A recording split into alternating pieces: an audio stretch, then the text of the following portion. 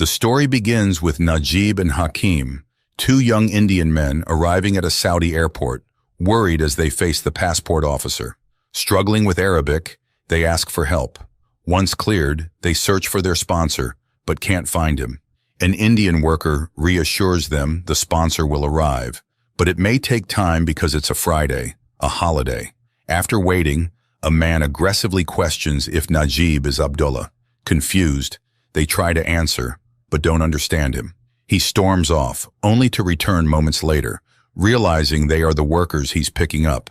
Relieved, Najib asks for water, but the sponsor snaps at them, telling them to get in the truck and not speak. As they drive, Hakim notices other workers in better cars and questions why they're treated differently.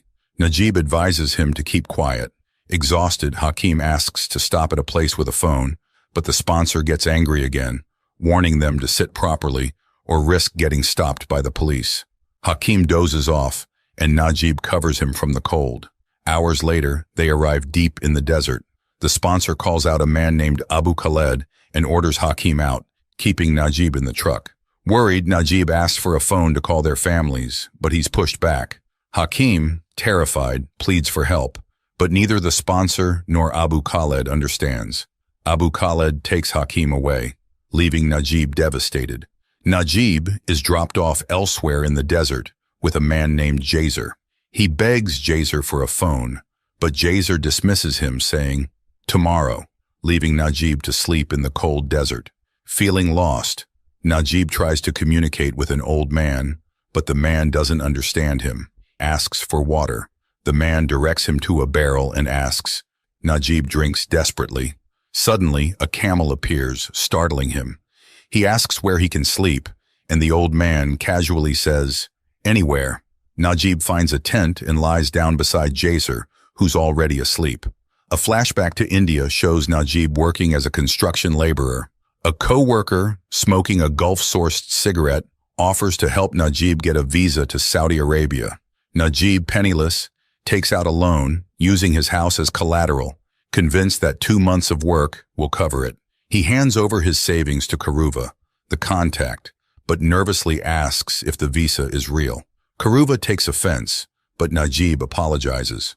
Back home, Najib's wife Sinu talks with his mother about his journey. They discuss camel meat, a Gulf staple, and Sinu's frustration with her brothers for not helping with the visa.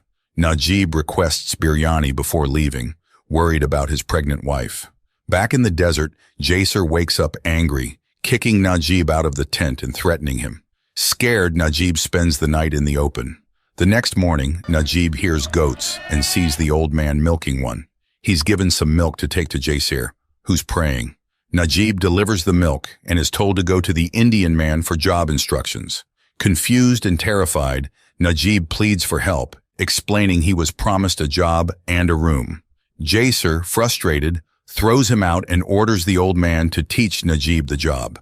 When the sponsor returns, Najib rushes to him, desperate to call his family, but the sponsor ignores him, handing him a sack instead. Najib follows orders, but is left feeling helpless. Later, he's given old clothes and shoes. Desperately, Najib shows his passport and visa, but the sponsor tears them up, leaving Najib in shock and despair. Najib picks up the torn pieces from the ground, feeling uneasy. Something isn't right. The sponsor and Yasser are hiding something. Later, Najib watches the sponsor bake bread with Yasser. They call him over, but he ignores them until the smell of fresh bread draws him in. Starving, he rushes over and eats, only to choke. Yasser hands him water and shows him how to soak the bread to avoid choking again. Najib asks an old man how to escape the desert, but the man weakly replies, "The road is far," and walks away. Sitting alone, Najib remembers his wife, Sinu, and the joy of their pregnancy. They had picked names, Safia for a girl, Nabil for a boy. He recalls leaving his sad mother and wife behind. His thoughts are interrupted when Yasser catches him using water to clean himself. Furious, Yasser yells, "I don't pay for water to be wasted."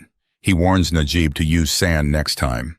An Indian worker arrives to refill the water tanks.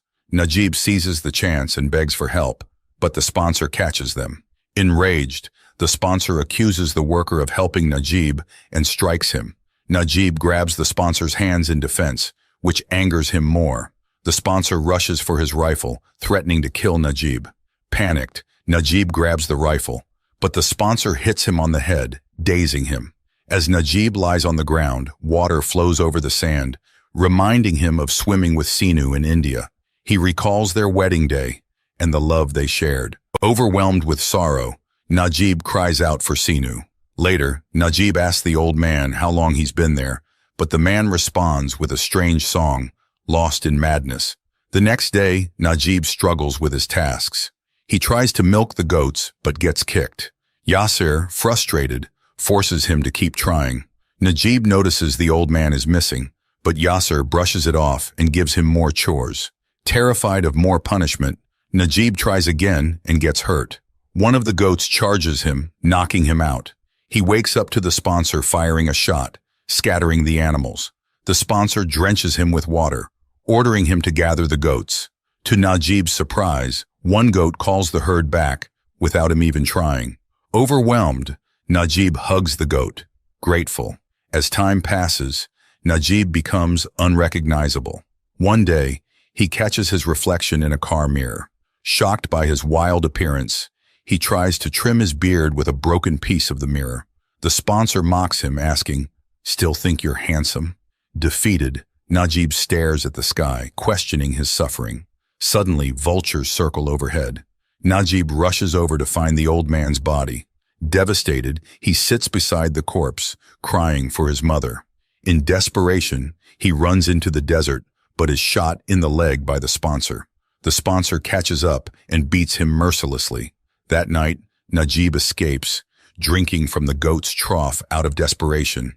The next day, rain falls, and Najib shelters under rocks, sharing his bread with the goats. He hears a distant flock and finds Hakim, who urges him to escape. But Najib, broken, says he's tried and failed. A few days later, Najib finds a note from Hakim. It says an African man named Ibrahim can help them escape. Najib feels a flicker of hope. Najib meets Ibrahim, who shares a plan. During the sponsor's daughter's wedding, they'll flee, but Najib is locked up with the sheep. As the sponsor leaves, Najib washes for the first time in ages, feeling a moment of joy. He feeds the animals one last time and bids them goodbye. That night, Najib, Hakim, and Ibrahim begin their escape. Hakim grows weak, and Ibrahim sneaks into a tent for water but is caught.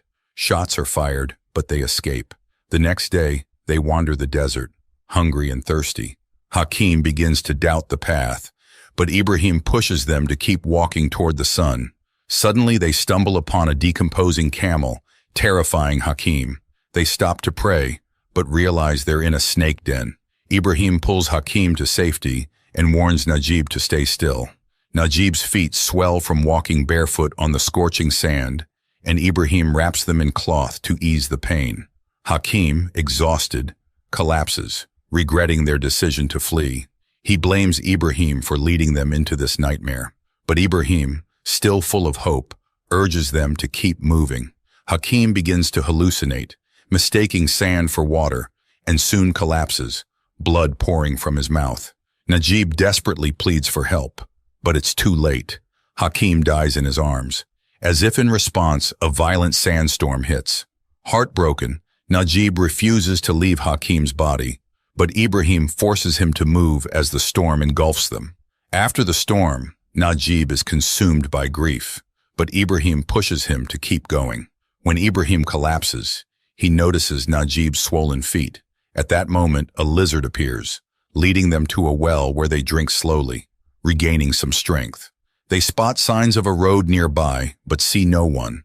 Feeling hopeless, Najib wakes the next morning to find Ibrahim gone, leaving behind water and a date.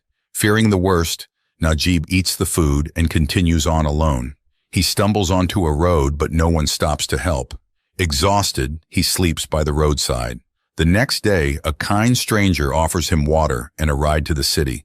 Initially wary, Najib eventually trusts the man's kindness. In the city, a group of Indians helps Najib clean up and contact his family. Hearing his son's voice brings Najib to tears. His wife tells him they named their son Nabil, just as they had planned. Najib heads to the police station for new documents, where he sees a photo of Ibrahim listed as missing. He is detained with others who escaped their sponsors. Terror strikes when he witnesses a sponsor brutally beating a detainee. Worse still, the man who tricked and exploited him reappears, and Najib collapses in despair. After 3 months in prison, Najib is finally allowed to leave the country, broken but alive, with only his health and his life.